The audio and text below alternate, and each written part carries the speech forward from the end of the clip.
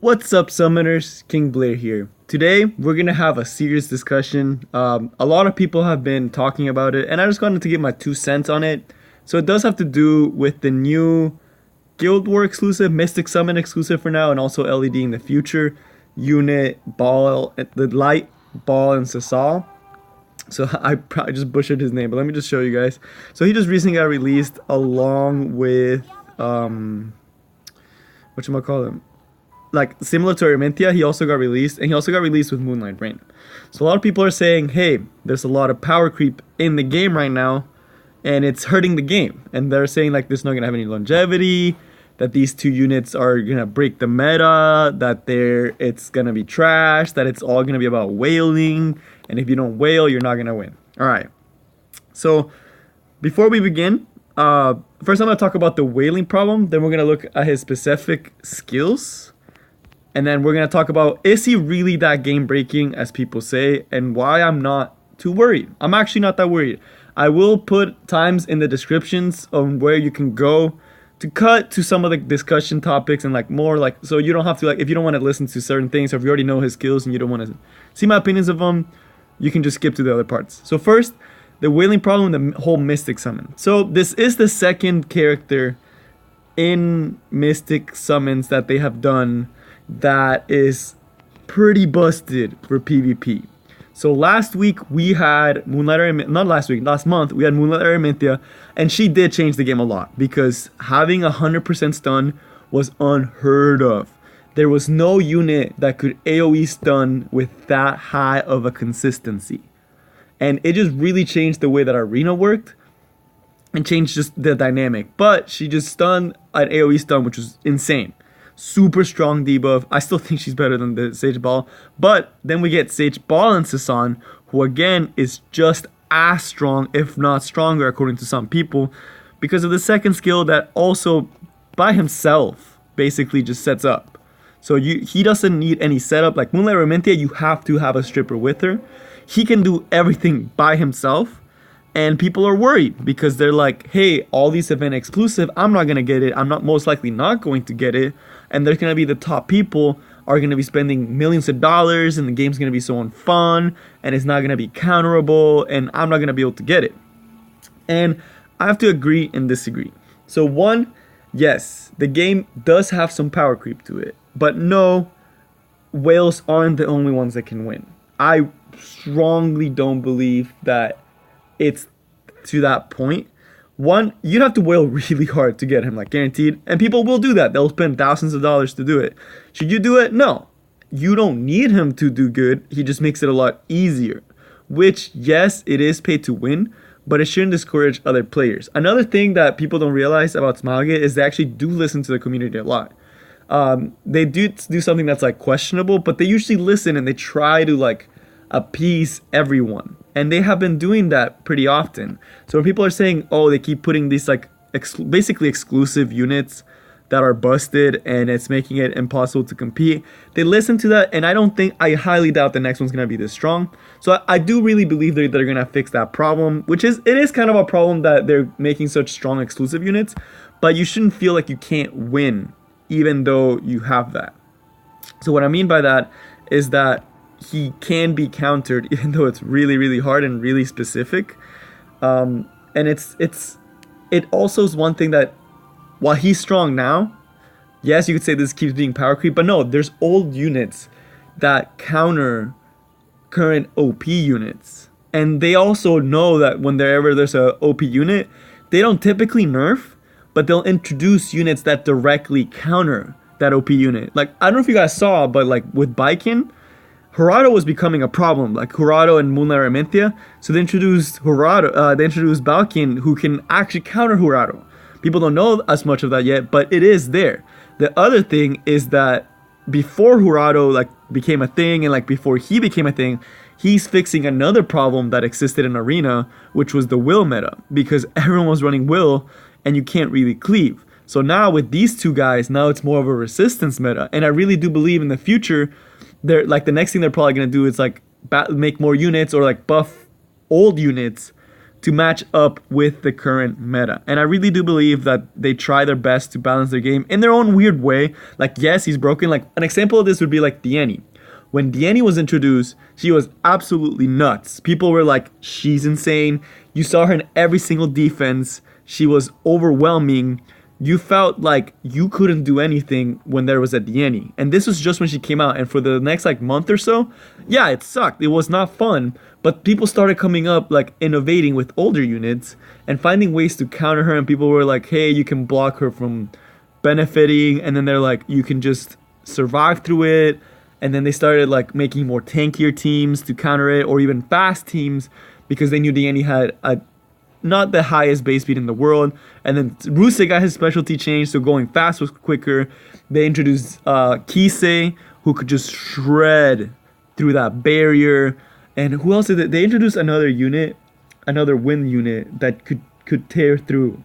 Oh yeah, they introduced Violet, so now you're punishing them for doing like the water, like a lot of water units, like with Angelica and things like that. You punish them by using Violet because they can't get past your Violet, and Violet's just going to destroy them over time.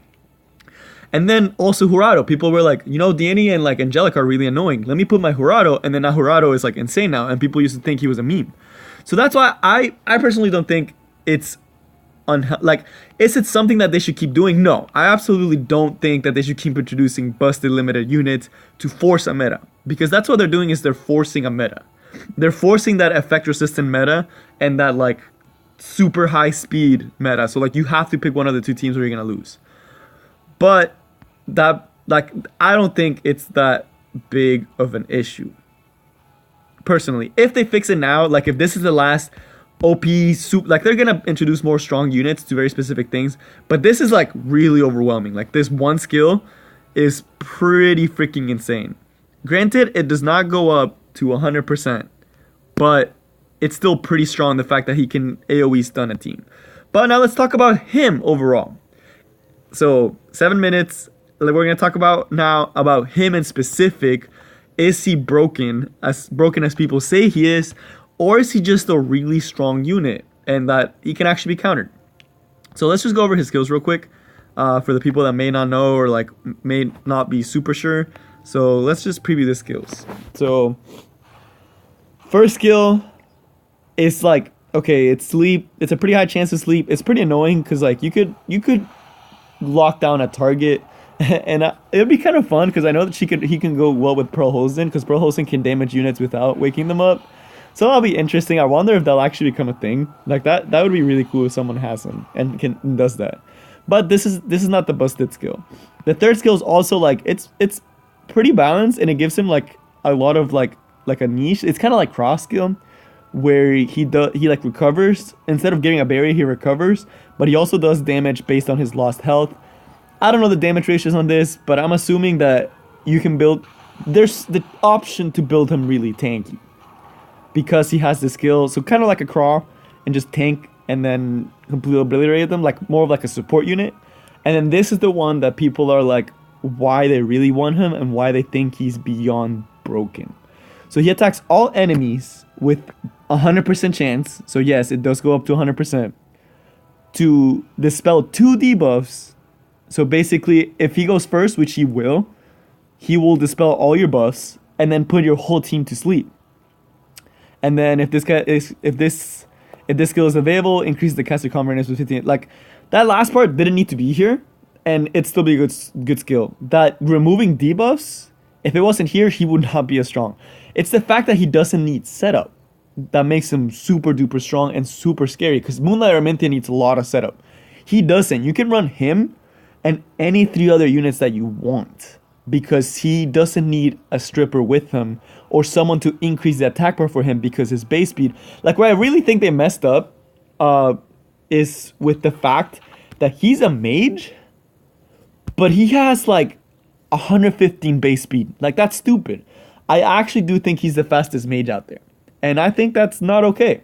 And that's where like you can have these busted skills. Like Moonlight Armentia's third skill is broken, but she needs a lot of setup, so it makes very clear-cut counters where it's like, okay, you can take Moonlight Armentia out of the picture and you're probably gonna win, because their other 3 units are units that are not adding to the strategy. per se. So like they're not strong on their own. They're supporting Moonlight Aramintia.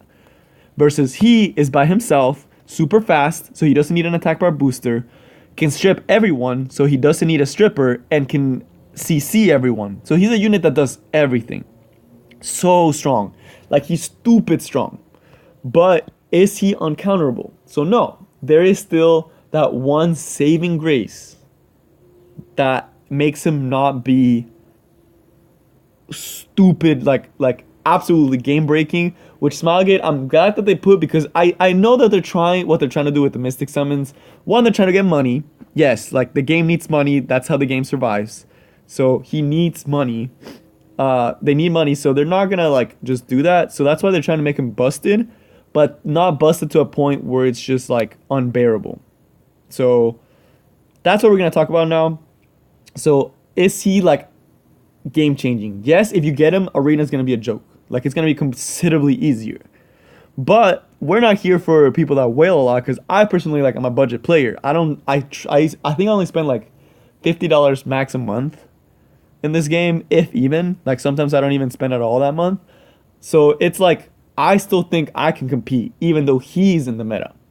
And there's several reasons because of that. And one of the things is because his second skill is not 100% chance to land the sleep. This does not matter whether you have resistance or not. He could have 300,000 effectiveness and still miss his sleep. And 20% is more than you think. That 20% is the difference between this unit breaking the game and just being a really good unit. So that 15% not being there, that 20% I mean, not being there as a chance to sleep, makes it so, you know, you have a chance. It's not over for you. Like, if you're going against him, you may have one or two of your tanks survive, and then they can just dispel, and then you can keep doing what you're gonna do. So that's gonna bring me to my next discussion is, can he actually be countered? So yes, there's several counters to him.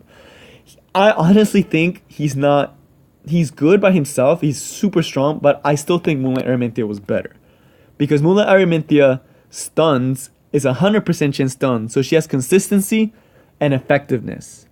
She can do what he can't. He won't always land this. Will he do it very often? Yes. But there's very specific teams that can counter him. Also with Moonlight Aramintia, since she was introduced before, and he's very similar to her, like in the playstyle and what he's doing, that people have already started figuring out the new meta for the arena. And that's, I'm not going to get super into it, because there's a lot that goes into like the current meta that it's its own topic for a different day. But there are a lot of ways to counter him. So I should have stayed on his skills. But, oh, man. So one thing is that because you can use this handy little artifact with any Soul Weaver that is, where is it? It's a 4-star artifact. So yeah, you'll probably have this artifact. It's pretty free to play. Like, you'll get it eventually. And they'll probably put it in the shop one day. Wondrous Potion Vial. Yes, you're not always gonna have it 100%, but you have a chance to get it pretty high. So we're talking about like Moonlight Aramintia and Baal and Sezan. So Baal and Sezan goes first. He strips all your buffs, which sucks. You should still use immunity, because we're also gonna talk about the other thing that counters him. So Wondrous Potion Vial absolutely destroys Baal and Sezan, because he's not gonna hit his debuff on everyone consistently, because it's not 100%. So if you have any Soul Weaver, so Angelica, if you have an Angelica, Destina, even Arcades, I honestly feel is going to be one of those units that's going to come back to the meta because of this. Because of this. Also Jet, who's a really good unit, like he's a 3-star over here. He's really good for Banshee, but he also dispels debuffs. But I honestly believe they might become in the arena meta because of Moonlight Aramintia and Baal and Sezan. Like, light, not the regular. The regular one sucks. Because that paired with Moonlight, that paired with Wondrous Potion Vial makes it so he's not going to get 100, and then you can take off another priority unit. So it's like, for example, let's say my arena defense is Arcades, right? And let's say I make her really freaking fast, like 200, 220, like pretty fast, not faster than Baal and Sezan, but pretty fast. Give her a lot of resistance. And Baal and Sezan comes. Let's say he has to get past her immunity. Because your bet I'm going to put my units in immunity now. Like all my arena defense units, they need to be in immunity. Because one, he has to check that immunity check first. So you're going to have to build effect resistance. Because that gives you a better chance to counter it. So you get effect resistance. So it has to check that immunity. Then it has that 20% chance to just absolutely miss. And then once it hits, you now have the option. It also then has to check, once it hits, check its resistance again to see if it'll actually put you to sleep. And then after all of this happens, Wondrous Potion Vial clears it out of your Arcades. Arcades cleanses your whole team. And you're back to destroying with whatever other 3 units you need. One unit can literally stop Baal and Sezan. Like one Soul Weaver can literally stop him. And that's why I think he's not that strong. And we've started to see with Moonlight Araminthia, people are starting to get smarter about it. Now, what this does, it's just going to be like a little triangle where it's going to be speed teams, be these tankier slow teams. These tankier slow teams beat these Moonlight Araminthia and Baal and Sezan teams, and these Moonlight Baal and Sezan teams beat those speed teams that don't have those Soul Weavers. So it's going to be like a little triangle of like arena where you're going to want to build something like that. There's like, then that's just like a free-to-play version. You literally put any Soul Weaver with Wondrous Potion Vial, and you're going to be removing a ton of buffs. And even like let's say you're super free-to-play, but you happen to have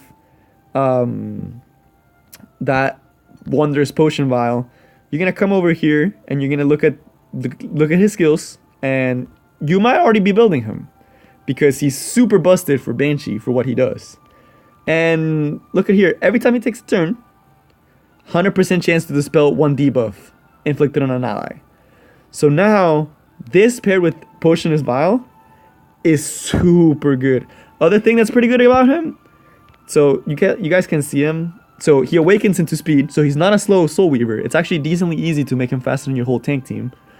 The other thing is also that he awakens into speed, so you're not a sitting duck with your tank team. And I honestly feel like if you're free to play and you really don't want to lose to Baal and Sezan, just build your Jet and just put him in defense with like Wondrous Potion Vial, and you're gonna clear most of your debuffs. And of course, you should still build Will and effect resistance now too. So like if you have an Angelica, let's say you don't have Jet and you have Angelica, if you get multiple, which of course that's not free to play anymore. But if you have Angelica, she gives effect resistance to your whole team. And there's other units that give effect resistance that are 4-stars that you may or may not have. So it works person to person. There's also the people that may get kind of pretty lucky and pull Assassin Cartuja.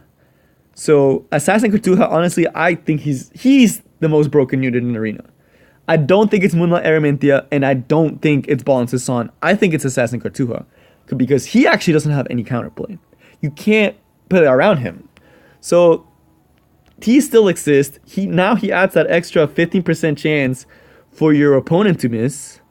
So your Baal and Sezan, like the light one, who's supposed to be super broken, who's supposed to sleep everyone, strip everyone, now has to go through several different things. First, strip your buffs. So he has to check the effect resistance to strip your immunity, right? If he doesn't do that, he's already off. So like you build a team with effect resistance, has to check through that.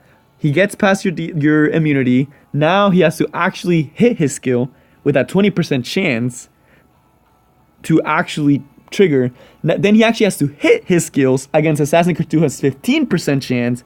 And then he has to check resistance again to actually sleep. So it's like 4 different checks with each around 20% chance for it to fail. And then if you throw in 1 Soul Weaver, so for like the really broken people that have Assassin Cartuja and Rule of Light, that unit's worthless. He's not going to do anything. All he's doing is doing a little bit of damage here and there, and sometimes disrupting your combo. So again, I really don't think he's that game breaking. I don't think he's like a end all be all, game's over, like everything's over. I honestly think he's really overrated, and there is going to be people that will find ways to counter him. At the same time, there's going to be people that are going to be trying to break him. And that's honestly what I think is like the future. Like there's going to be all these checks and balances. And I honestly think while he is super strong and Smilegate should not be releasing units like him so frequently, like with Moonlight Armentia and with him, they shouldn't be doing this, but they are. But they're still, like, they made their game, they have a good system in their game to keep things in check and make, like, there's other broken units in the game that keep other brokens in the game, units in the game in check. And the fact that there's artifacts in the game makes it so any unit can be good. And that's what I love so much about this game, guys.